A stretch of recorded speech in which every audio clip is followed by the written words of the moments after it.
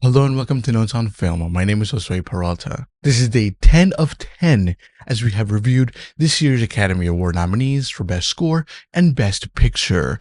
Today's film is Marty Supreme, directed by Josh Safdie. The composer for this film is Daniel Lopatin, better known by his stage name, Oneotrix Neverpoint. I hope I pronounced that correctly. Daniel has been working with the Safdie brothers for some time. His movie with them has included Good Time, Uncut Gems, and now for Josh Safdie, Marty Supreme. Before we get into the score, let's talk about the movie for a little bit of context. The movie follows a young Marty who is a table tennis phenom and his quest to be the greatest in the world and everything that he has to go through to be the best in the world, or at least to show others and himself that he's the best in the world. However, to make that happen, he has to make himself the most despicable, lying, worst person in the world to a lot of people. There's themes of obsession, there's themes of conquest, there's themes of adventure in this one, but the movie itself is very, very good. It was one of the best movies of the year for good reason,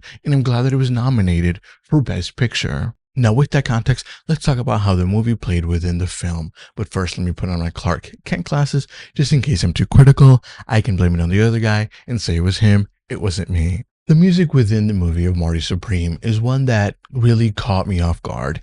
I did not expect it to take an 80s vibe for a movie that's based in the 50s. It caught me off guard in the best way possible. I thought that it was one of the best uses of music in film in a very long time. That is a very high praise, but I really mean it. It's anachronistic in that, like I said, it's not based in the 50s, but based 30 years later. But that's been a theme in this year's Academy Award nominees for Best Oscar and Best Picture, where the movie is one thing, but the music makes you feel something completely different.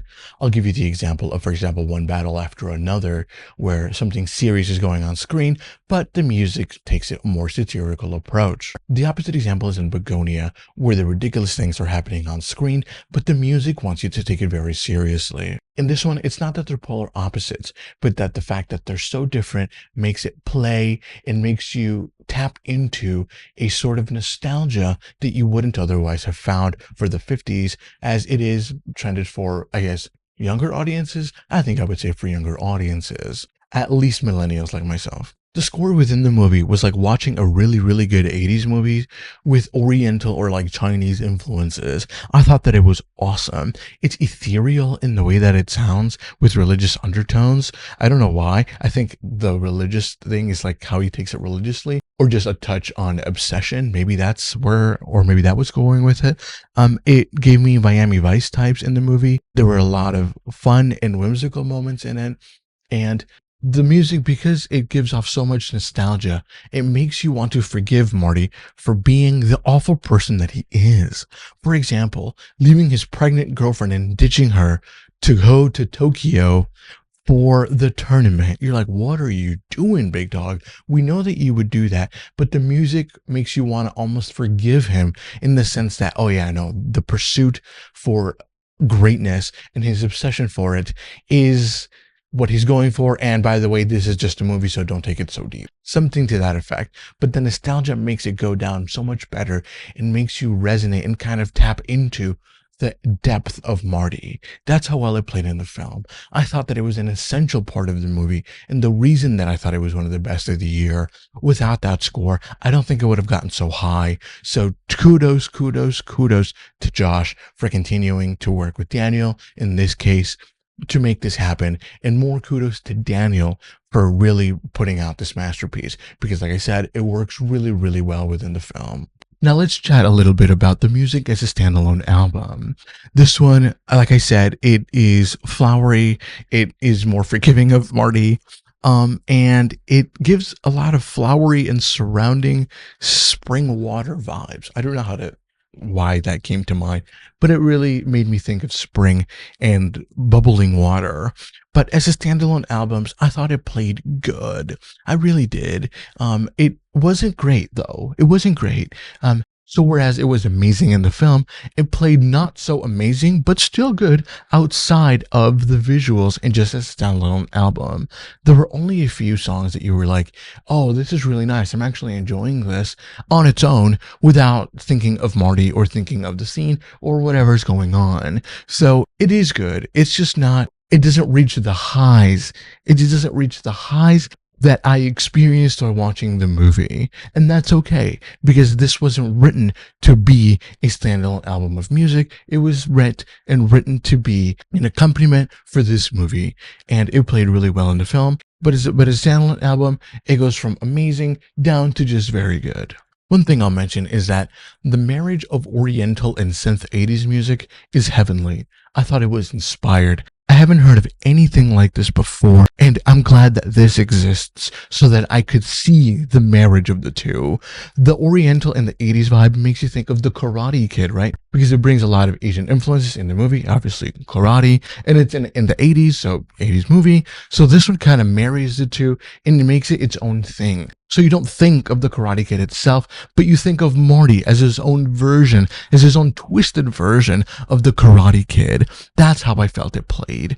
Overall, it was just ethereal in the way that it went about its music. I enjoyed this very, very much. Lastly, let's talk about songs that stood out to me in this album, or as I like to call them, bangers. The first one is the very first in the album. It's called The Call. This one is dreamy and just very pleasant to listen to. This one sets the tone for what you're about to hear, and it hooked me right away. The next one is my favorite, which is called The Apple. This one is, again, a dreamlike space, and I think it's referring to New York City, where it's a place where anything is possible, or at least that's what I heard in the music.